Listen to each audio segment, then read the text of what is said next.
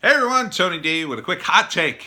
It's Christmas, and I was going to avoid doing anything political, but I saw a really interesting headline over on Gab Trends, and it was "Trump saves Christmas," which I thought was hilarious. And but then when I thought about it, and I thought, yeah, kinda, a little bit. I mean, there's this idea that there's a war on Christmas, right? The people at Fox use that as a headline. And is it really true? A lot of people, when you ask people on the left side of politics, they'll say, no, that's ridiculous. People aren't warring against Christmas. That's not, it's true. It's not an official war.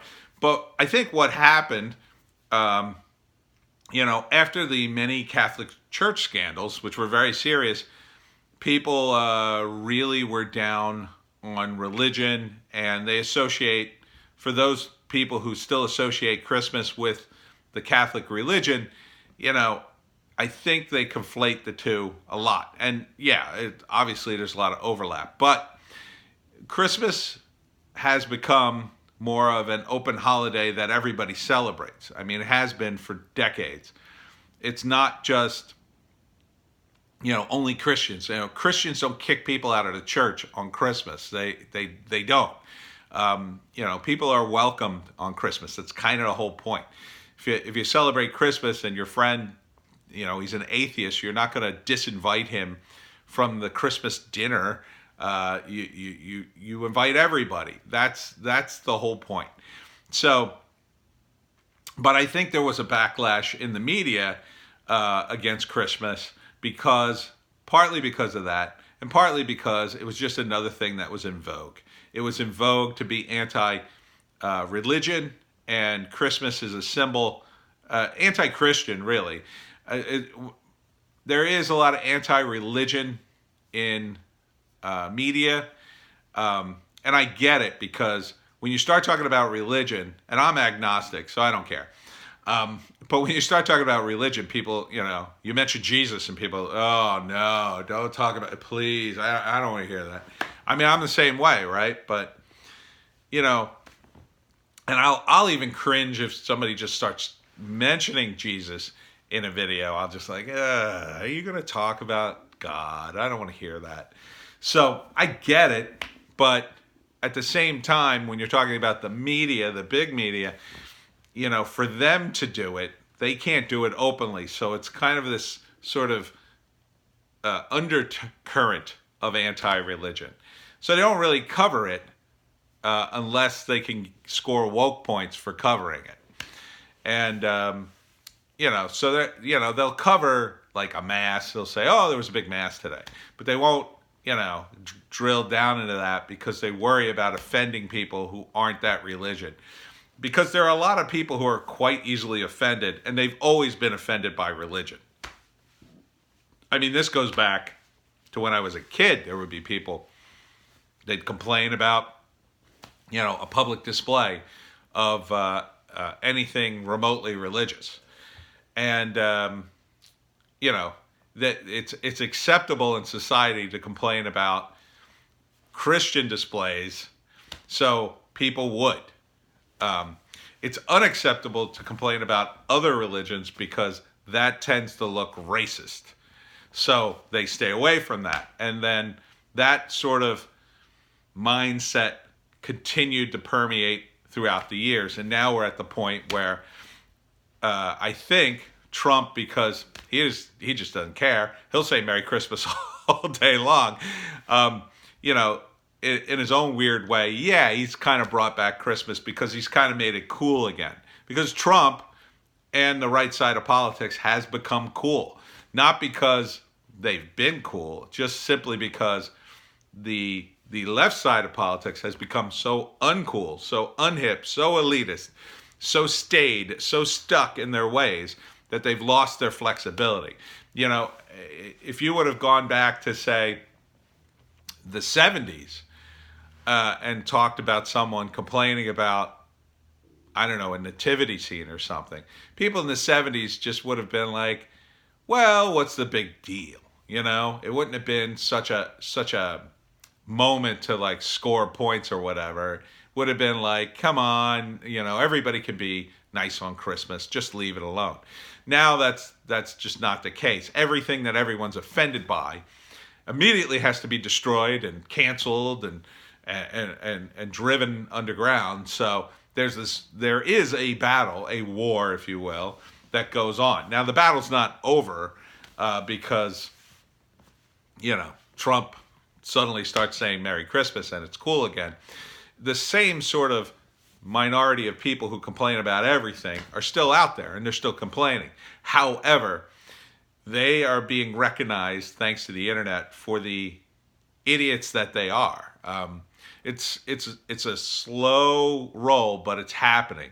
People who have destroyed Twitter, essentially, these people with their big Twitter followings who just complain and bash everything, including the holidays, they're slowly being, kind of identified by the hive mind of the rest of society.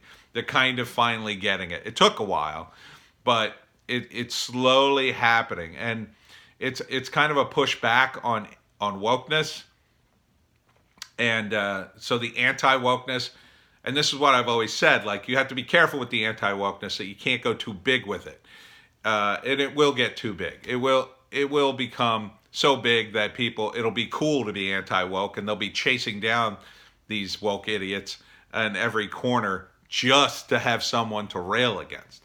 And it's already starting to happen because I could see on YouTube the kind of digging for these woke morons, and they still find them. There's still quite a few of them. But, even the people who have been consumed by the woke have backed off somewhat because they've realized what a turnoff their ridiculous extreme positions are and their demands are and their whining. Even the dumbest woke person will eventually figure out, ooh, I'm really turning people off here. I got to stop this, or I'm being hurt by this, or I'm just wasting my time. I should go get a life. It tends to be pushed by people who are younger. So once they get older and they have to pay bills, or they have a job, or they got kids, all that stuff just falls by the wayside. It just falls. They can't sustain it. It's very time consuming to be woke. It's very time consuming to be on the internet complaining all day about Christmas or, this religion or that or this display or whatever. It takes a lot of time. It takes a lot of energy out of you to be woke. So that when you have to keep splitting your energy over and over again between job and family and things, eventually you just peter out. It's the ones that don't get a family, don't get a job, don't get a life. Those are the ones who continue on with it. And they kind of just destroy themselves in the process because they just, they have nothing else. They're so emotionally invested in their wokeness that, they're the ones who end up becoming the oddball, ostracized from society, I think. So, no, Trump didn't really save Christmas. But again, it's just, he kind of, he leads by example in a lot of ways. And that's one way you can lead by example. He just says, Merry Christmas. Like, what are you going to do? He's the president. What are you going to do? You're going to stop him? You're going to complain? He'll let you complain about Christmas because it's such a petty complaint. When you say Merry Christmas and people go, oh, I'm offended by that. Say Happy Holidays. You kind of got to go with the flow a little bit. If you're that offended by Merry Christmas, you have a problem. You really have a problem because the spirit of Christmas is not one of negativity at all. And it's almost completely, it's almost unhitched from its religious aspects at this point. So when someone says Merry Christmas to you, it's just a greeting. It's like being offended by hello or aloha or something. If you're offended by aloha for some reason, then, you have a weird problem. That's not English. Say hello. That's a weird problem to have. If someone says Merry Christmas to you and someone says Shalom to you, it's the same sort of thing, really. It's a greeting. It's fun to say. It's a little different than hello or goodbye or whatever. So, and people are wishing you well. It's a positive thing. So you shouldn't, be down on positive things. You don't have to say it if it offends you. You obviously don't have to say it. You can turn back and say, "Oh, Merry Christmas. Oh, Happy Holidays." Like, if you want to be, high and mighty or whatever. But it's the holidays are for everyone, including Christmas. You know, even if you're celebrating Hanukkah or Ramadan or whatever, there's a universal kind of background to all holidays that people are welcome, regardless of their background. They're welcome in your house, in your home, with your family, and so the words that connect to that, Kwanzaa, which I don't really know much about. It's meant to be positive.